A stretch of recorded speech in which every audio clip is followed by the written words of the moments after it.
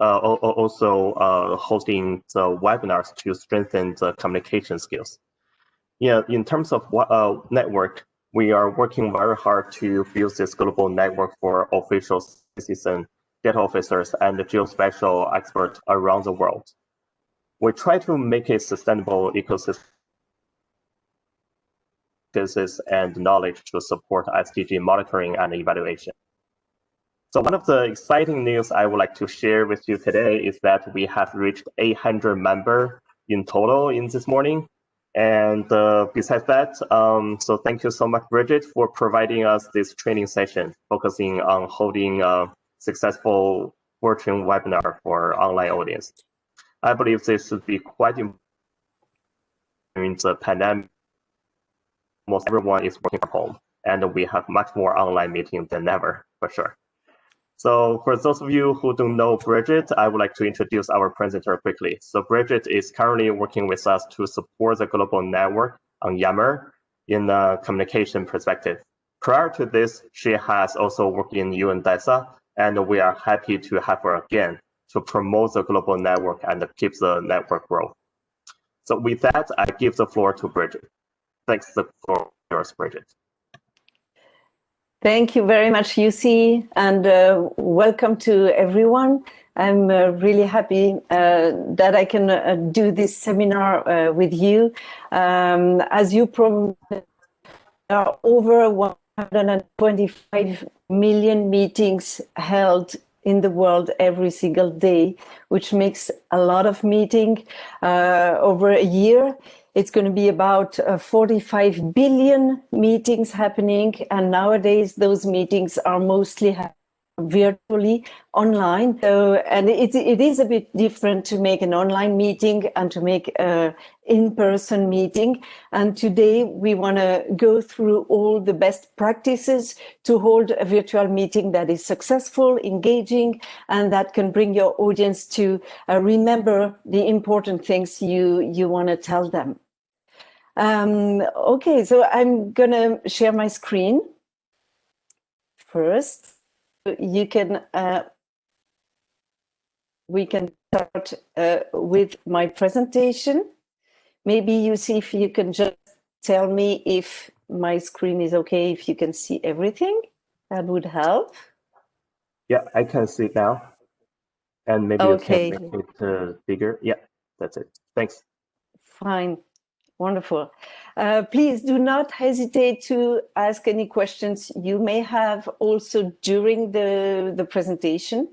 It is quite important that I can answer even if I'm still talking, because sometimes we forget about important questions when we don't ask them straight away. There will be some moments dedicated to questions where be able to ask them more formally, but if anything pops up in your mind, please don't hesitate to write them in the chat. So what we'll go through today is, first of all, we want to understand what is the difference between a presential audience and an online audience. There are differences. We will also learn some tips to structure the content, and specifically for a webinar type of presentation. We will check and test your setup to show a professional image. We will find ways to engage with the audience, learn how to prepare and share some takeaways, and also build your presentation altogether as a full-fledged product of communication. So, what are we addressing today exactly? What is a webinar first? You can put in the webinar category a presentation seminar that will take place virtually on the internet and where you want your audience to be interacting with you. Of course, such a webinar will host not more than about 100 people. It can be done with more people, but it's going to be more difficult to get interactive. It needs to have this interaction because as we cannot sit in a room, we cannot raise hands, we cannot exchange any emotions, interaction is key for a successful presentation. So in this category, you also have brown bag meetings, panel discussions, workshops, trainings, brainstormings, or any of a presentation like this. I wouldn't put in this category the conferences because they're usually follow a different setting. There is a need for moderators, and we cannot have so many interactions with the audience because usually it's a very large audience with a very large number of people. And we have also some formality to keep in mind in a conference that is makes it a little bit different. However, whatever you will learn today will help you being part of a conference. Like if you're invited to get as a speaker, you can use all the best practices we will go through today. First of all, we will start with a little game. There are advantages and disadvantages of online audience compared to an in-person audience. So I will let you a couple of seconds to figure out which pictograms you have on both sides of pros and cons. And try to figure out what those pictograms mean exactly.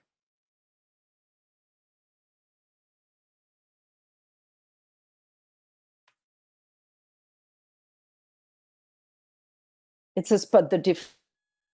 Very easy one. Has anyone spotted the differences? Okay, let's go. So what do we have? First of all, let's go through the black ones. Of course, advantage is that you can have a larger audience. More people can join because also the time zones will be covered depending on what time you organize it. People will also have more time in their schedule because they don't need to travel or to go to a specific room. There will be some access to your meeting to anyone in the world, depending on their time zone, of course, but it's always something we can arrange, even from home. So there is a balance between all the people we can invite, which makes it quite comfortable. Another advantage is that we don't need to wear a mask. In many places in the world today, we need to wear a mask in in-person meetings. Here we don't, so we can still interact with people showing emotions, laughing, being worried or whatever, and this can be seen over the screen and over the camera. Also, people staying at home, they feel comfy, they are staying in a familiar environment. That is also sometimes an advantage because they feel good and they feel warm and they don't need to bother, again, going to other places. On the disadvantages side, of course, it's more difficult to have people focusing on your content because there are a lot of distractions. Can be kids, can be the cat on the keyboard, can be the phone vibrating, can be the email that pops up with the notification, and you absolutely need to answer to it even if you are sitting in a meeting.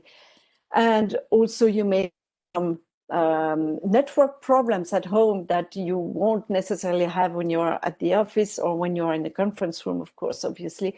And you will not be able to shake hands as you would in a real meeting. Psychologically, there are also some disadvantages. People are currently worried. They are worried about virus. Sorry about that. They are worried because they feel alone. They feel less engaged with each other. And this is also what we have here in purple. People may have ideas, but they cannot share these ideas with other people informally. So their own ideas will be individual ideas instead of having group ideas. In blue, when we have on both sides pictograms, an advantage is that you can show anything with your slides and people will focus on your slides because it's mostly the only thing they have in front of them. Disadvantage is that people may have very small screens and they may not be able to read especially your figures, as you're working a lot with figures. They may not be able to read very small ones. they would in a big room, in a large room. About traveling, traveling is also on both sides, because some people are happy not to have to travel to join your meeting, but some others may be bothered by that because they may like to travel, to meet other people, to engage with other people in the real life. Another one that is on both sides is the recording. The fact that we record the meeting is a good thing because you can still come back to it. You can still send the link to people who cannot attend at a specific moment. The disadvantage, as you know that it's recorded, and by the way, I think you see this one is recorded, right? People may get distracted and decide that they can still watch the recording afterwards with writing an email or so. But obviously, people don't get back to a recording of a meeting. It's very seldom that we can see people coming back to a meeting if they have attended it live. Last thing, chatting. Chatting is good because you can interact with people even if you're online, but it's also distracting and you may lose focus. So what we can is that it is very specific to have an online audience. There are some pros and cons. There are some technological issues as well that can happen. The dynamic will be completely different, and the interaction will be different. And we need really to assess this before preparing any online meeting.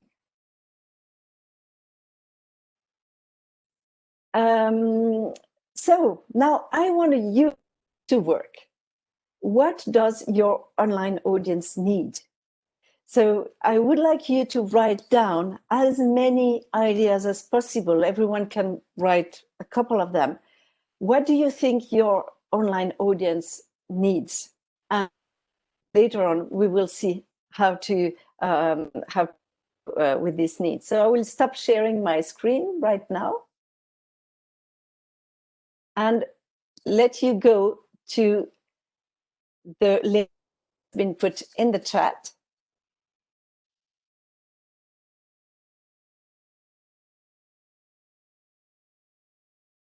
And please write down any ideas you may have.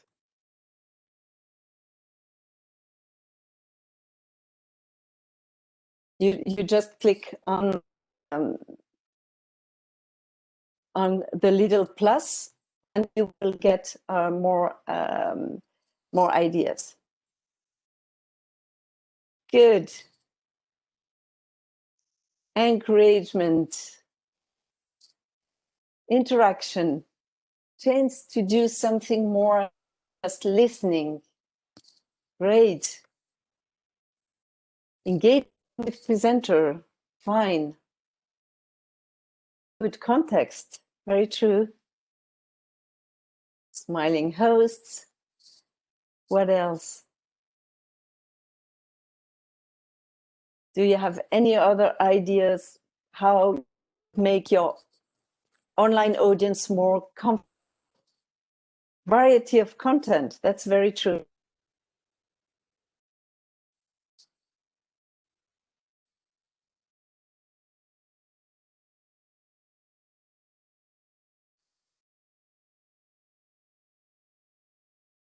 Chance to do something more than just listening like this. Yes, that's true.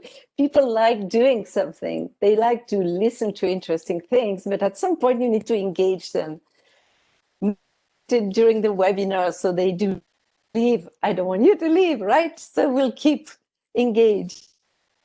Adequate presentation slides. Not have too much text. Yes, that's true. Absolutely.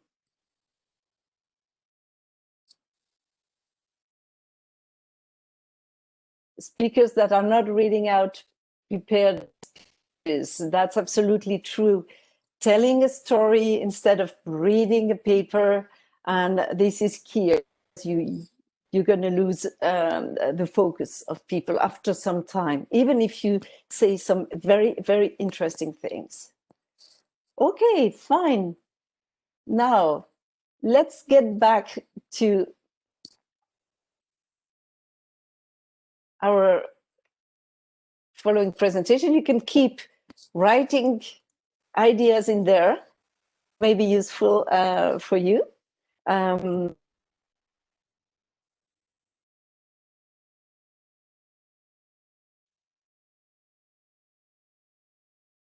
Let me just get back to sharing my screen.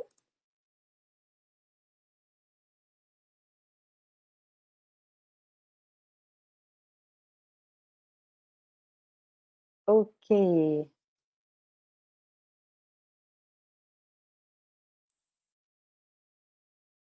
Fine. So basically, you wrote down a lot of those that you will read here. Structuring the content, making various activities, clear and large graphics. I don't think you mentioned that, but of course, when it's easy to read, it's better. Interaction, good sound and good image is key as well. Especially good sound, I would say, because if people cannot hear what you're saying, it's even worse than if they cannot see you. Speaking with enthusiasm. Don't read. You wrote that as well. And also preparing some takeaways, some very easy to digest kind of summaries that they can keep for later. And again, the recording can make them comfortable, even though sometimes it can make them lose track by being assured that they will anyway find the recording at the end. That's true. So now let's talk a little bit about structure. Just checking if there are any questions coming up. Nope, not yet. So, oh, I'm really sorry about. Okay, sorry. My presentations wanted to go alone, and I don't want that. Okay. So structure your ideas and content. This is really key. And there is a technique, there are many techniques for that, but one that I really like is the AIDA technique. It is about grabbing the attention of people, delivering interesting content, making some desire of knowing more about it, of learning something, and finally a call to action. Give people the opportunity to act and to engage in your content. So this technique is quite easy to remember: attention, in desire, action. Whatever the presentation you're doing, it's good to ensure that you have these four elements in the presentation, if possible in that order. So how to best structure your ideas? First of all, there's no need to wait until the end to show what we will be talking about. Show clearly what it will be covered during that day. An icebreaker is good. There are many examples on Google of icebreakers. We'll see some tools that are used like the one I showed you, Padlet, but can be any other tool, can be even the chat as an icebreaker. Reveal your main messages. Your main conclusions should be delivered at the beginning, so people keep wanting to know more about it, because it's your main messages that they are interested in. And also, of course, during the presentation, demonstrated involving the audience, so they can ask questions about it, they can feel how useful these different messages will be for them, and preparing a conclusion that will address the question, how will this change the world? And of course, any kind of presentation, any kind of knowledge you will share will somehow change the world. And you need to tell people how. Takeaways, I told about them before, are very useful, especially for people who have a lot of information coming in on a daily basis.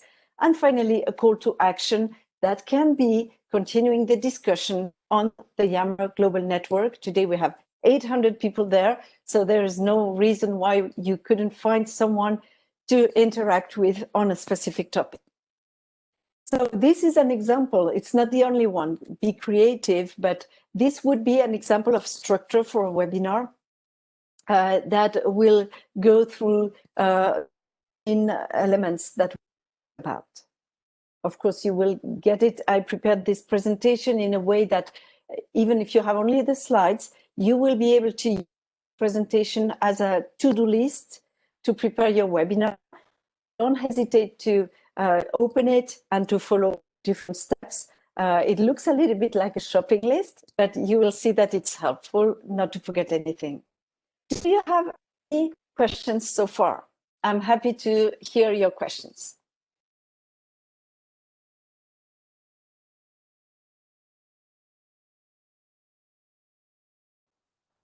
Hi, Brigitte. I don't see any questions on the chat, and there's no hands up.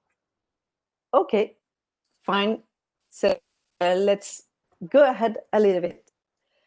So first of all, we will go through a couple of things to do for your webinar, the days before. Of course, you need to prepare the structure of your presentation, but you know about it, of course. Decide what you will be covering, which content you want to highlight. Ask yourself if it's useful to address the entire content you have on hand, or if you need to select some parts to make it more powerful. Also, providing more documents at the end of a presentation is a way to do, highlighting 1, 2, 3 topics, and then all the rest can be sent out together with your presentation in a later stage, so people don't feel they are overwhelmed with content and with information. Decide from what you will be delivering your content. What is your setting? What is the light that's available? The background? Where is your camera, your webcam? Is it on your laptop or on the top of your screen? What are the potential distractions? At what time are you delivering your speech? Are your kids coming back from school exactly at that time and they will pop up in the room? There are many possibilities like this. So you need to figure out what will be your day and what will be your environment on day D. Then check your image and sound, record a sample with any camera you have available or with a simple call with a friend or a colleague. Get familiar with the platform screen sharing. They are all different.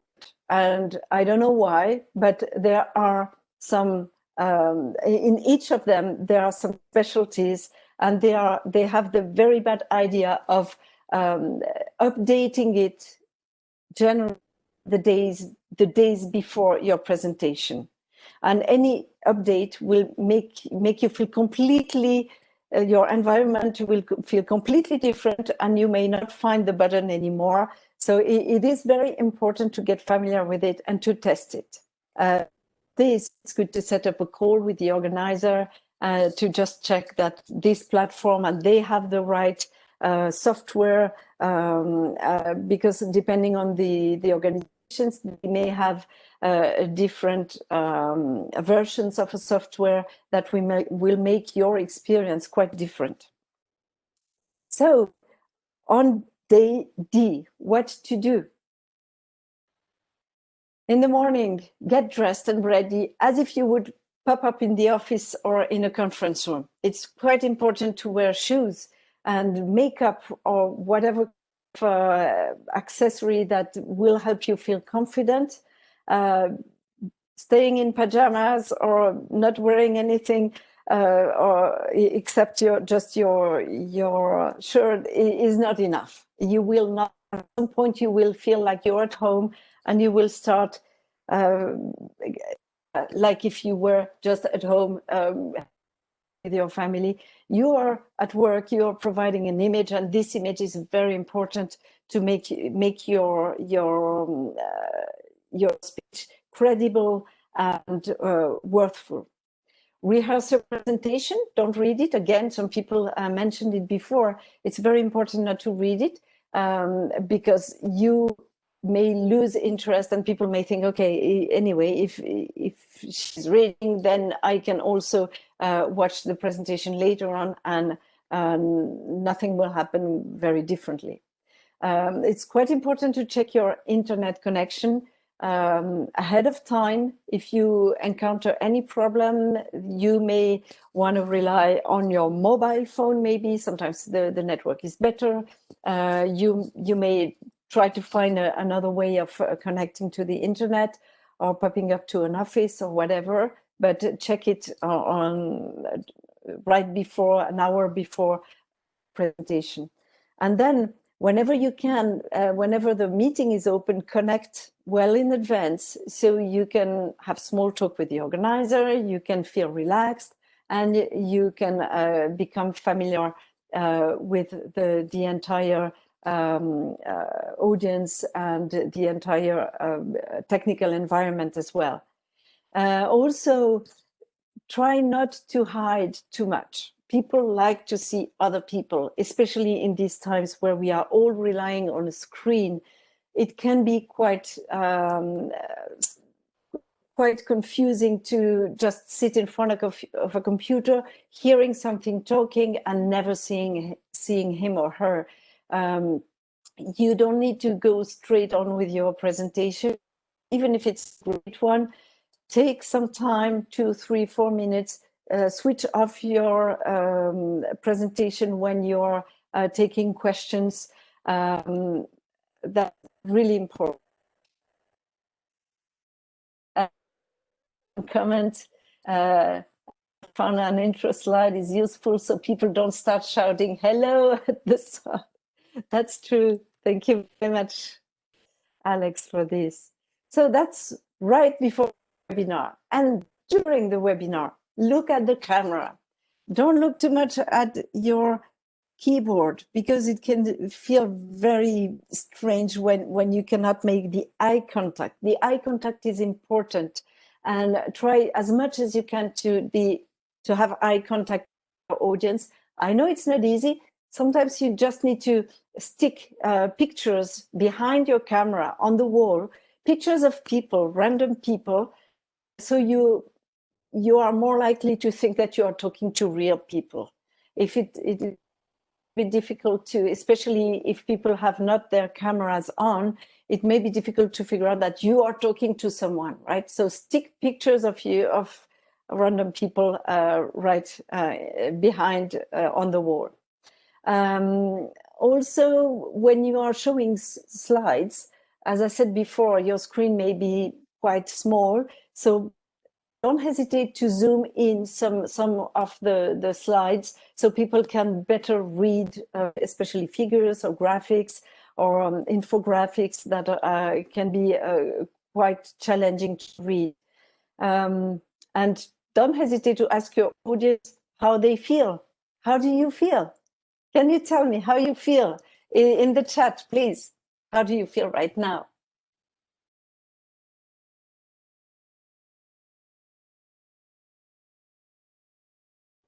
Anyone? Feeling good?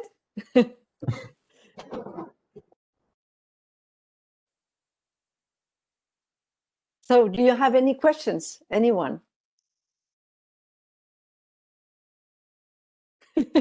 A child walks in the room. This is the doing, right? It's okay. Don't worry, this happens. And everyone understands a kid popping up in a room. And this is something you should include in your presentation if it happens. I have a cat in the closet right here and next to me. And of course, I'm pretty sure before the end of this presentation, the cat will want to go out of it. And I was worried about it. And I was about to say, okay, I should take the cat out of the closet. This will be distracting. And then I said, no, because this happens all the time. So if the cat shows up, please let me know so I can open the door. it's okay, but you need to include it in your speech and not be ashamed of it. This is life to happen, right? So don't hesitate also to, cats are welcome. Okay. I've had a naked daughter and a son. Okay. Oh, I love your comments. It's really good. Yeah, I think people are getting used to other people being in meetings, and now they are being wandering naked in the apartment anytime, because there is always someone being in a meeting, right? Especially at our place, there is always someone in a meeting, so we just don't do it anymore. So time is flying, and I need to monitor my time like you do. If you feel that it's a little bit too, or you want to address too many things, skip the slides, skip some topics. You can still come back to it either in a chat later on Yammer, or maybe in another presentation. You may have other opportunities to talk about it, but being late doesn't look good. So you really need to monitor your time. Of course, you need to present yourself and give your audience a way to connect with you afterwards. And mentioning the recording and the slides sharing is helpful as well, although most of the meetings right now are recorded and slides are shared, but it is fine. Maybe mentioning when the slides will be shared is also useful.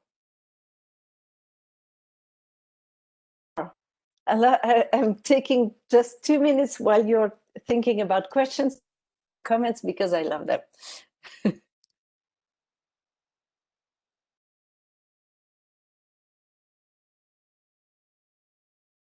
So anyone, any question? We can also take some questions later on. It's fine. Okay, I don't think there. Brigitte. Yes? Hi, this is Alex. I think my main question, it might be addressed later, but it's just a bit like where you touched on with the icebreakers, how to encourage people to ask questions, because my main problem with my webinars is the same problem that we have with our formal meetings, is we organize a reasonably interesting workshop with 3 or 4 speakers, and then we have the presentation and then time for questions, and then there's just silence. And any tips you can give us on, how to encourage those initial questions. I've tried to ask questions in the chat as the presentations are going, but sometimes that's not always successful. Yeah, it's true. It really depends on the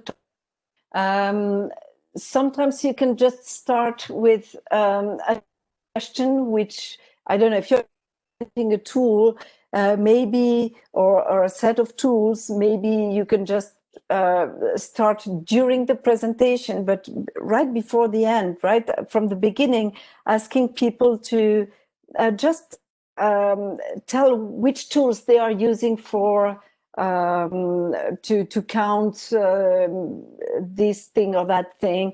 Or you can also, right at the beginning, as an icebreaker, ask people where they are coming from, where they are attending from, or what time it is where they are. So just to have people starting to chat. Asking questions along the way is helpful as well. Asking question, do you think, I don't know, some a bit controversial questions. Do you think it's a good idea to share all the data of a country, or do you think data should be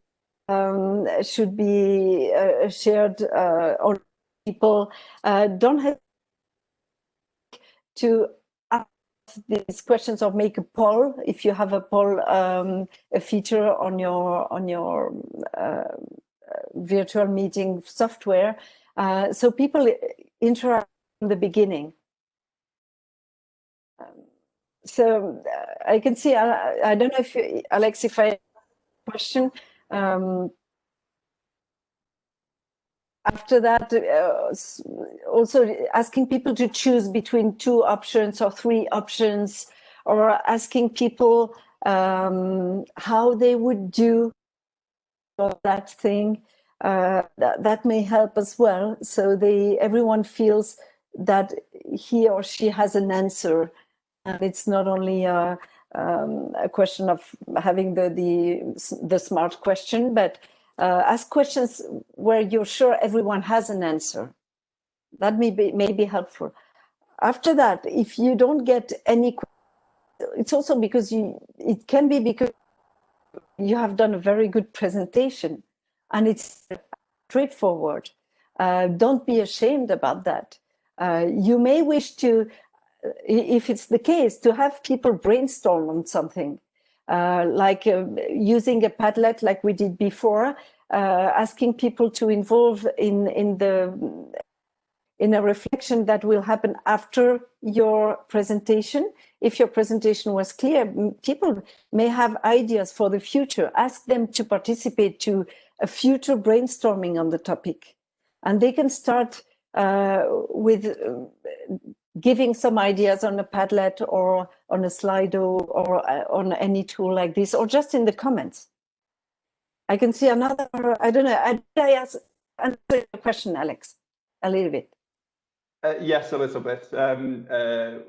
My only solution so far has been to, like, beforehand nominate someone, even if they're not willing to be a discussant, and just be forced to ask a few questions or make some concluding remarks after their presentation. But no, that was helpful as well. Thank you. Yeah, that's another. Depends on the size of your audience. I would say having a discussant would work better with a large audience. Otherwise, it may feel a little bit artificial. If we are an audience like today's audience with just 20 people or 30 people, it may look a little bit artificial, but it can, depending on the topic, it can be interesting as well. Yeah, definitely. Another question, any recommendation on length of presentation? I would say after an hour, it's really hard for people to keep listening. It depends, or in a panel, it can a little bit longer because you may have a real discussion happening where people are confronting their opinions and so on. But for a single presentation where only one person is talking, unless you can bring people in a workshops, in breakout rooms, and create something together, I wouldn't go over an hour.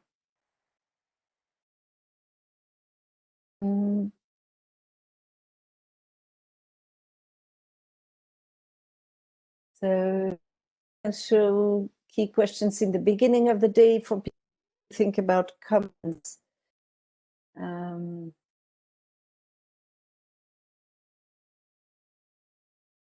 People prepare questions. Yeah, that's true. It's always good to have questions, even prepare them in advance. You are the facilitator for training webinar. How can you politely ask your attendees to switch on the camera? Just ask. You will see why later on. We will maybe keep with the presentation right now. I will show you some examples. And I think, yeah, you definitely need to ask people to show themselves if they feel like. It's not always easy, but it may bring much more humanity to your presentation. And people will be more likely to ask questions if they see who is listening. Seeing names is good, but seeing faces is, I don't know, you feel shy when you have people in front of you than if you just have names, right? So let's keep going with the presentation now, because time is flying again. Let me share again. A complicated way to share the screen. It looks really simple, but sometimes. Okay. Now let's go.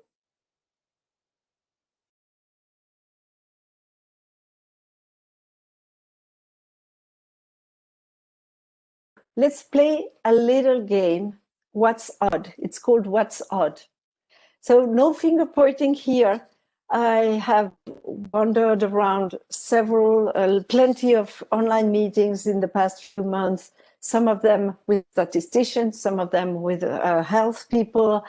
And I found some screenshots that were worth sharing today because you may not realize how important it is to look good on the camera and to give an attention to your environment and your background. So you may, some of the people you will meet here on the screen, but no finger pointing at all, and just some examples. So if anyone can tell me what's in the following examples, you can write it in the chat if you want. It's going to be quicker. But in this one, what's wrong with this one? Presenter mode.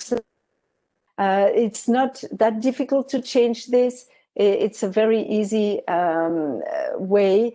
Just swap to presenter view, depending again on the platform you're using. It may be a little more complicated, but test it first, because it's a pity things are so small and you don't want people to see the next slide all the time because they may be distracted with that.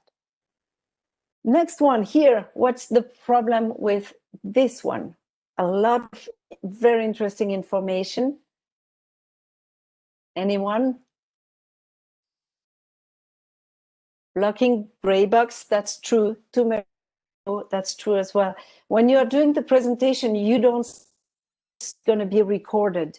And in the case of WebEx, if you put in top left or the top right, it will be covered by, the recording will be covered by your image or by some logos. And it's, of course, it's making your presentation look odd. And here we have a little bit too much content, which can be fine, but again, try to zoom in to some of this information. Here, we can see at UNICEF, they realized that the was doing this odd thing of covering the logos, so they decided to just bring the logos a little bit on left to avoid this. Here, what do we have? Very graphic, looking great. Not necessarily too much text, too much information to be seen at the same time. Again, here, take the full picture, then stage one, zoom in on stage one, zoom in on stage two, stage three, in the picture at the end, so people can understand the link between the three. There's no problem with showing this slide, but you need to enter the slide a little bit more afterwards, so people can focus on what you are addressing at a specific moment.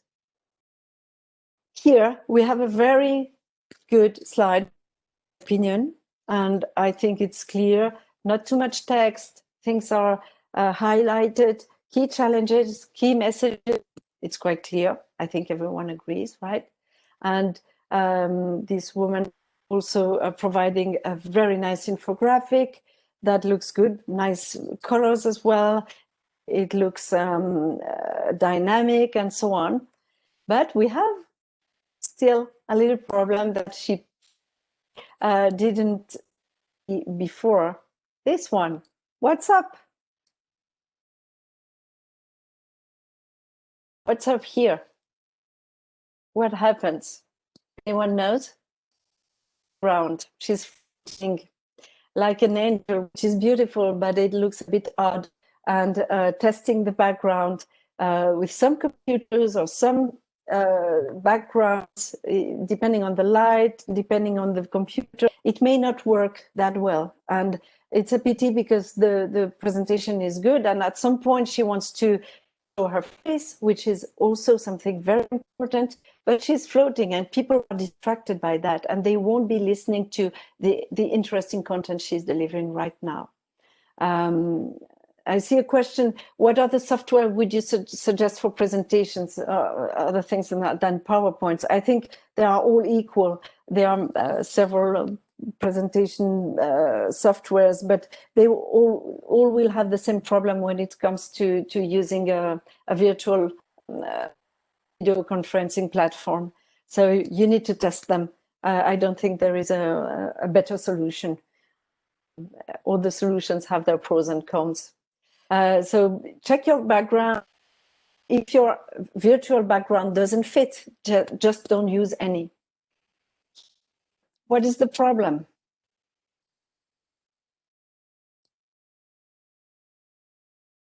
Anyone? Exactly. Gloomy. I love your comments. Yeah, so this person is sitting with the window in his back. And of course, probably it was okay because he started the meeting and everything was fine. But during the afternoon, the sun is moving and then in your window, and you can't avoid this. So you won't have enough light on your face, and the light from the window will completely ruin your image. Move your workstation, it's fine. Can you maybe, I see in the can you maybe turn around a little bit, or can you maybe add some light on your face, an artificial light? That can be helpful as well and make this a little bit more less uncomfortable. If I add some light like this, and if I have a window behind me, then it will make things look a little bit better. It's the only way to go, unfortunately. Here, what do we have?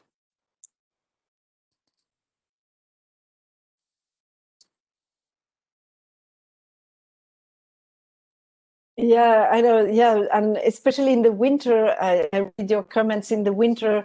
Have a meeting late afternoon. Your meeting may start when you have the natural light, and when you are finished, it's dark. And if you don't add artificial light from the beginning, it will be completely dark the moment when you're done with your meeting. True about the camera here should be eye level or higher. Also some light problem. Light comes from above, which may be looking a bit weird. Or we have on the right side a yellow light that makes everything very yellow. And it's fine. I mean, we can see the face, but sometimes it doesn't look that good. Next one. Here. The moderator. What's the problem here? Poor moderator. She's alone. And we're talking about having switching on the camera. Sometimes, especially if you are a presenter, switch on your camera so the moderator will feel a little bit less alone. And it will be more comfortable for everyone. I understand you don't want to distract the audience, but if you are in a panel discussion and if you are one of the presenter, unless it's someone tells you not to switch on the camera, then switch it on. That people see your faces, not speaking all the time. Here, on the left side, on the right side, we have different problems. Can you spot any of them quickly? Because time is flying. So on the left side, we have a beautiful plant behind this guy. It really looks like he has the plant growing out of his head, and this looks really weird. And on the right side, the camera position is not ideal. She is on the side of the screen, and of course, we'll have difficulties to really focus on what she's saying because it's distracting at this point. Make it quick here. I love this one because I don't know if it's on purpose or not. This meeting was held in Switzerland, and this is maybe the reason why there is a cow on it. It's a question of choice. If you're showing this background, then you have chosen to show this background. It may be okay for some people.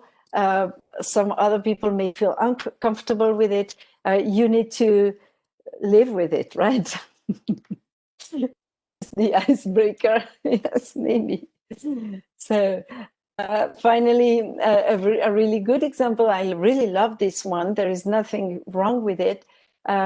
This man is showing something from his environment, and it's the real life. It is you can see some fruits, you can see a door, you can see that there is life around, and it's totally fine to show some background. It doesn't have to be distracting, but here I really like the fact that we are feeling like if we are invited in his office and if we are interacting directly with this person in his real environment.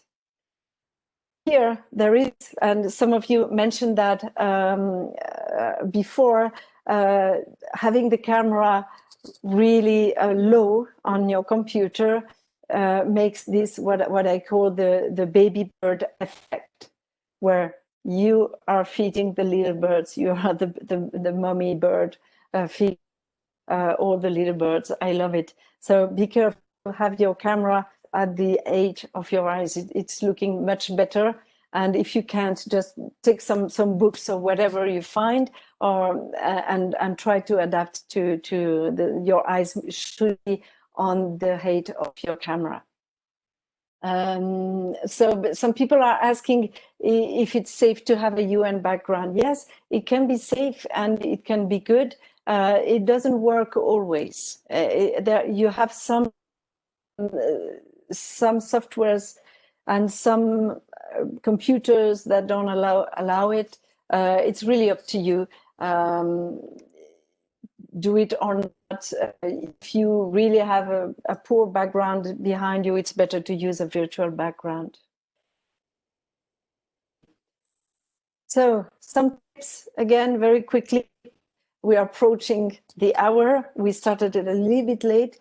Test your virtual background. If it's not working, don't use it. Create eye contact.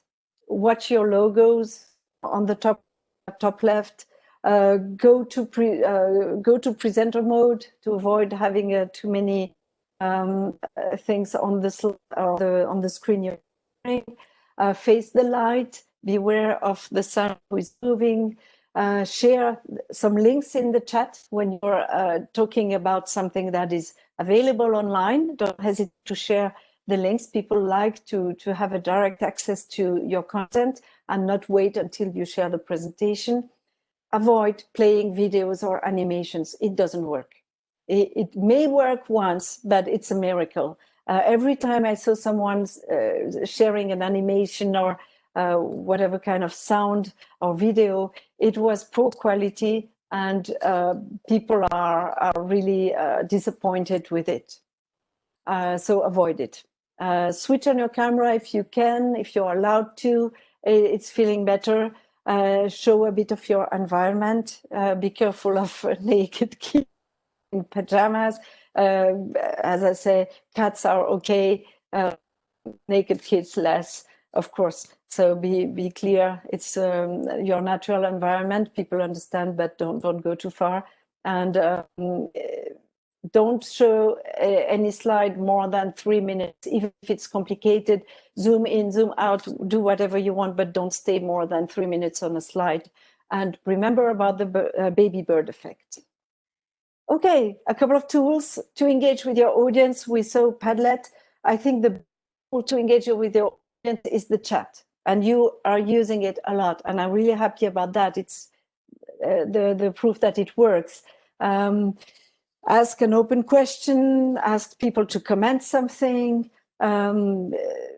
ask for, as I said before, an information that everyone has as a different information. Really, the chat is the most powerful and the most simple tool you have on hand, and anyone can access it as much as you can. all along your presentation, not only at the end. External tools like Padlet, Slido, Mentimeter, and you will find a lot on Google again. And don't forget the embedded tools like the polls and surveys. Your statisticians, I'm sure you're very familiar with that.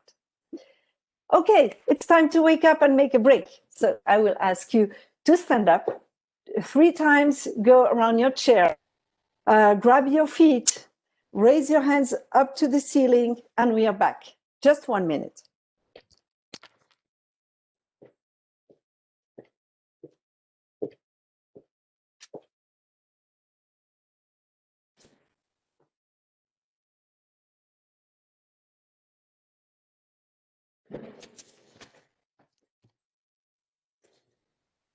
Here we go.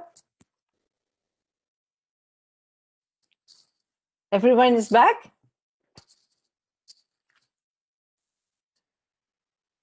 No, I didn't hear back from anyone. Okay, let's keep going. I did it, Ivanilda. Okay, good. So very quickly, so for people who need to jump to another, don't worry, it will be shared, the presentation will be shared, and we are almost done anyway.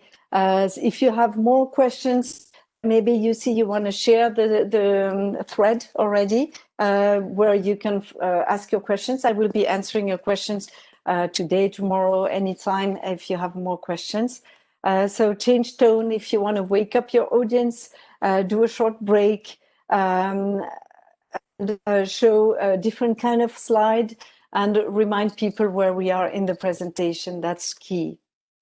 Creating engaging is, again, what is the most important thing I want people to remember from this meeting? Give it to them, explain how it changes the world, how people can get involved, tell your needs also. I'm looking for collaborations on this, on that. Ask for help, don't hesitate. People are really love to help, and propose this how I can help you go on with your projects and so on, and create incentive to interact on the Yammer network. You will find the people you need, and people will find you as well. How to wrap up? Thank the people who invited you. Thank you to Yusi and Yongyi who invited me to present today. Thank you, the audience, everyone who was here today. I hope also making the link between you and the of the people who are in the room is quite important. Ask people for questions and tell your audience when they will have the recording. Yusi, do you know when we will have the recording? I don't know if he's, maybe he will let you know in the chat. It will be probably 2 or 3 days latest. And come on Yammer, don't wait. And engage, monitor the questions that are coming up after the webinar, reply to messages. Any questions here? Last call for questions.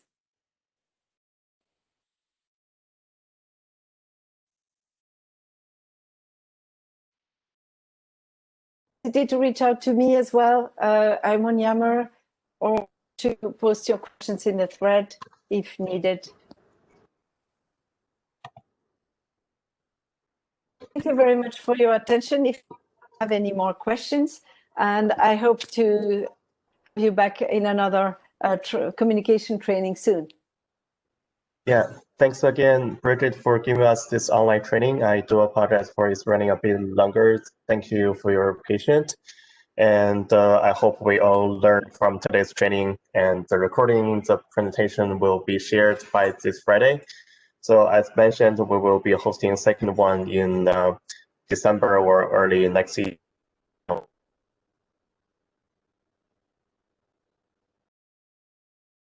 So for the network platform, you are more than welcome to contact me either on the network or by email. So one last thing, can I encourage you all to open your mic, put your camera on, and give you applause to our presenter.